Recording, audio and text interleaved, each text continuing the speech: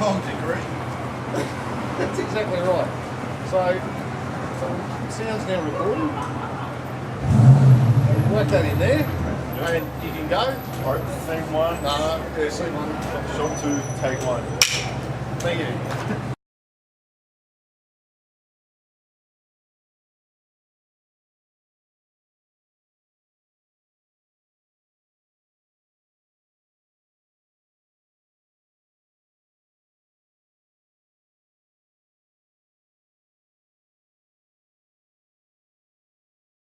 This is how many people in society view the homeless. They are lost or broken, and who want to be on the streets. They are presented often in the media as lazy, incompetent, violent, drug and alcohol affected. They are all criminals, and for the most part males, who will never achieve much at all. The fact is nearly half the homeless in Victoria are women. Many of the people who find themselves on the street have led extraordinary lives, worked in amazing places, travelled the world, run businesses and raised families, and simply found themselves at the end of a long line of circumstances they were unable to handle, where living on the street became their only option. Being homeless is tough. The pressures and stresses attached are relentless, taking their toll on everyone who spends time on the street. I know, because I spent over 5 years living in my small van, for most of the time on the streets of Melbourne. Believe me, it was tough.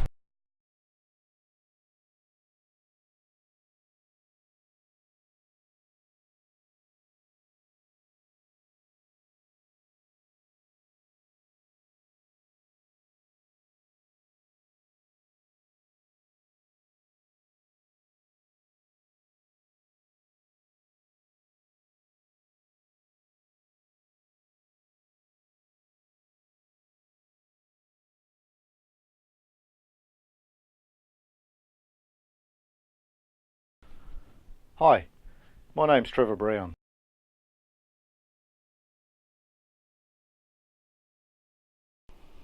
These things are rugged, waterproof, as you can see by this little test I did earlier today, where I dropped one in.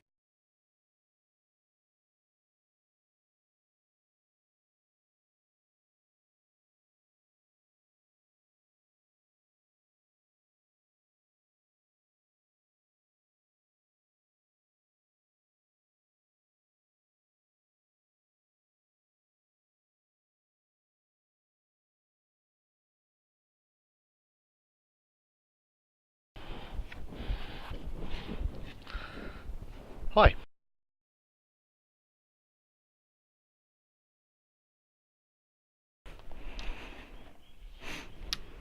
Hi, my name's Trevor, and recently I ran a crowdfunding campaign on Possible, which was successful, which is awesome.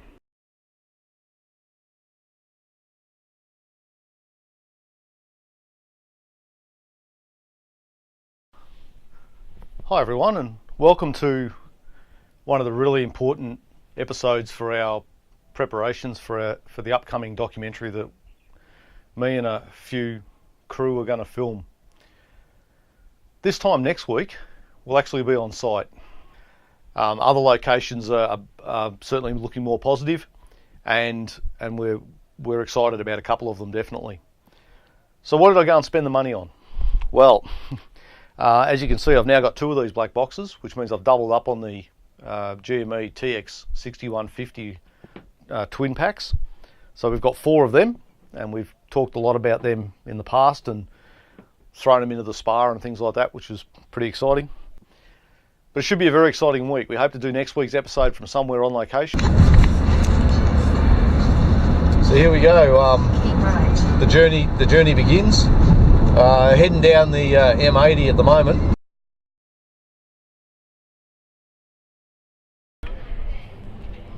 So I'm going to sit up here. Trevor's YouTube. Seen one, shot one. Oh, not shot 400. No. So here we are. We're down.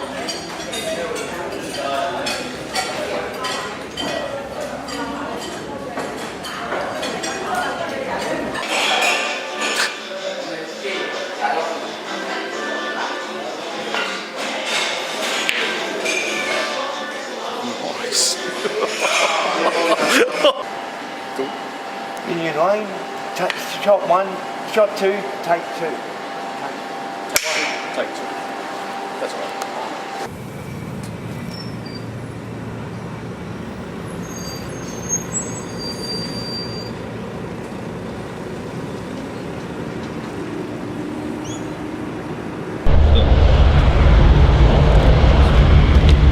So here we are at Sunshine train station, and obviously we've got to wait for Charlie. Mr. Chin. We're just waiting for the guys to turn up.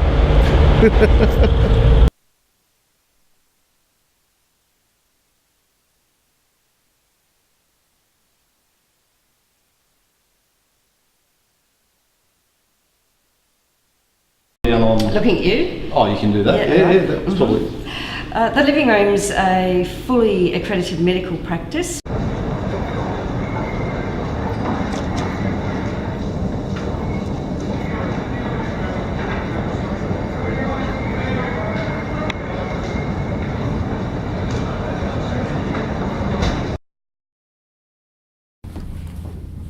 That mainly picks up me, but that gets you, and as I'll explain to Jim, that way we get really good sound on you, because we can always do more of me, something like that. Yeah. You got all of them recording? Yep. 2016 homeless documentary, City on a Hill. Shot two, take one. Can you see that, Craig? You're recording on the Zoom? No, not yeah, sort of. Trev, you recording on the Zoom as well? Yep. I am now. Alright, cool. Hang on.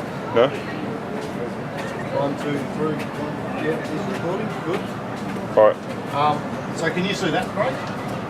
Tell me where you can see it. I can see it there. What about you? Yeah, I can see it. Alright, so this is scene 2. Take 1. Secret at this point. How's that point? Craig, is that... Recording. How's that Des Moines, Sean? Craig, is that... I can't be asking questions, but I'm not in the frame, no? No. Actually, that's only John's meant to be this one. You've got me on that one. Yep. This one, that's what the interesting shot down there. Are we right? We're right to go. You sure? Oh, so you guys are playing here. Yeah. Yeah, it's staged. Okay. 2016 homeless documentary, Oz Community Centre. Shot one, take one.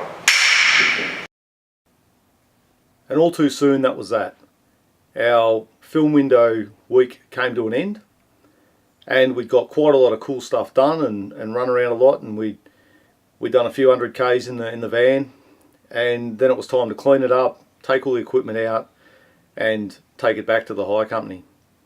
We also had to return some of the gear we'd hired for the week. You know, we'd had some big weights and things like that, and also the camera gear and what have you had to go back to the uni. And we had one last opportunity to, with all the gear together, we take a bit of a promotional shot. So we got this shot and with all the gear, and it was really impressive to look at just how much stuff we carted around all week. I must say that at that point though, we were left with more than a few problems. The fact was the guys had arrived late for the reservoir shoot, which is a morning shoot. It was meant to be an opening for the project, and it was meant to be a bit dark.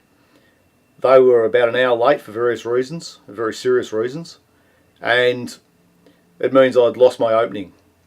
At the other end of the scale, for other reasons, we lost the ending. So here I sat at the end of the film window, no opening, no ending, and just a heap of really good stuff to go in the middle. In next week's episode, I'll go through some of the hurdles we faced, being able to get around to the particular sites that we had to get to. We no longer had the use of the vehicle, and we couldn't afford to hire another one. The budget was basically used up at this point, and it got very tricky. And I'll go through some of the hurdles that I had to jump, and including buying the camera gear and then having another bill come out and leaving me negative $800 which hurt. And then we'll go through how the last few scenes were able to slot into place slowly and everything.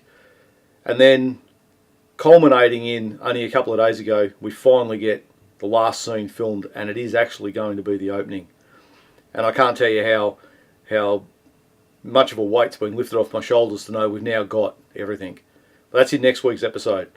And I hope you've enjoyed this little recap of everything from the crowdfunding through to getting the film window up and running and all the places we went to. And we'll see how it all goes. Now we've just got to sit back and edit it. But it's been a journey, and it's been interesting.